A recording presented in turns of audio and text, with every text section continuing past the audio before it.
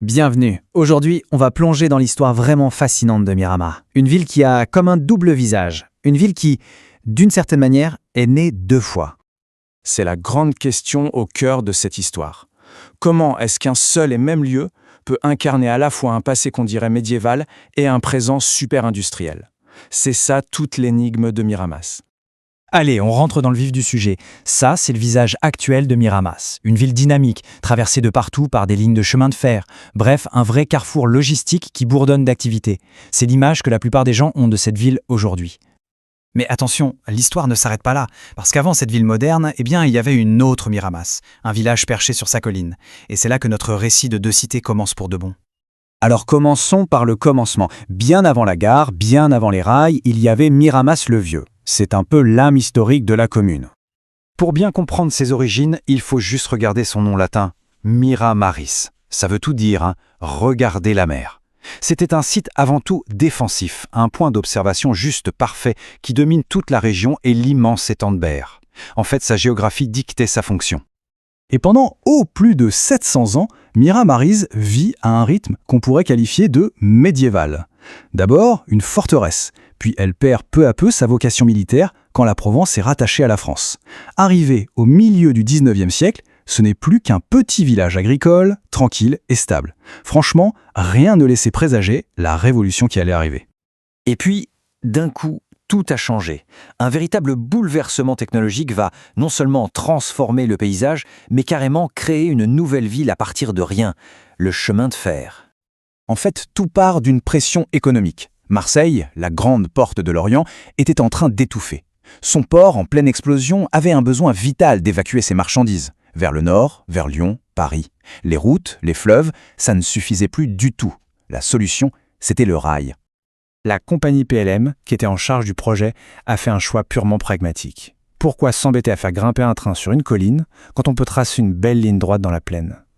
Cette décision, qui paraissait si logique pour les ingénieurs, en réalité scellait le destin du vieux village, et elle a planté la graine d'une nouvelle ville, 3,5 km plus loin, littéralement au milieu de nulle part.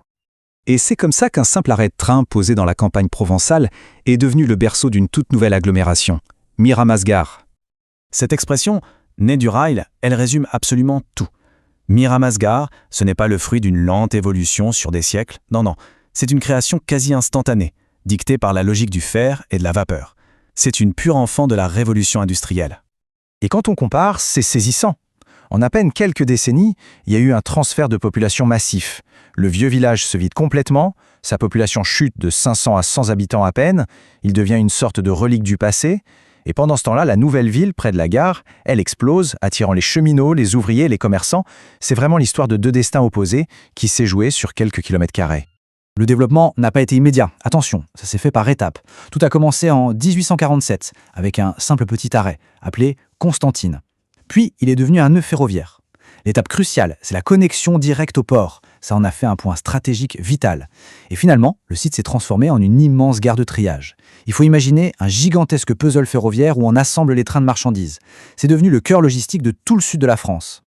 Et cet ADN ferroviaire et logistique, il continue de façonner la ville aujourd'hui. L'héritage des rails est absolument partout. On le voit même dans le blason de la ville. Le M, pour Miramas, c'est évident. Mais regardez bien la clé. Ce n'est pas juste la clé de la ville. C'est le symbole de son appartenance, il y a très longtemps, à l'abbaye de Montmajour. Un lien direct avec l'histoire du village médiéval. Comme quoi, le présent n'a pas totalement effacé le passé. Et regardez un peu son dynamisme économique aujourd'hui. Sa vocation de carrefour est plus forte que jamais. On a la gigantesque plateforme logistique Clé Sud, le centre d'essai de BMW, le village de marque. Tout, absolument tout est lié à la mobilité, à l'accès à la logistique. L'héritage du rail a simplement changé de forme, il n'a pas du tout disparu. Mais attention, Miramas n'est pas seulement un moteur économique. C'est aussi une ville qui se projette dans l'avenir. Et elle le fait avec un engagement fort pour l'environnement, avec son objectif zéro déchet. Elle investit dans le sport de haut niveau avec son stadium d'athlétisme. Elle protège son patrimoine naturel et modernise ses infrastructures. En bref, elle n'arrête pas de se réinventer. Alors voilà, pour conclure, l'histoire du Miramas nous laisse avec une question assez fascinante. Le train a créé une ville et en a presque fait disparaître une autre. Aujourd'hui, avec le numérique, le télétravail, les nouvelles formes de mobilité, quelles sont les forces qui sont en train de redessiner nos villes, là, sous nos yeux ? Finalement, qu'est-ce qui sera le chemin de fer de notre siècle ? C'est une réflexion passionnante.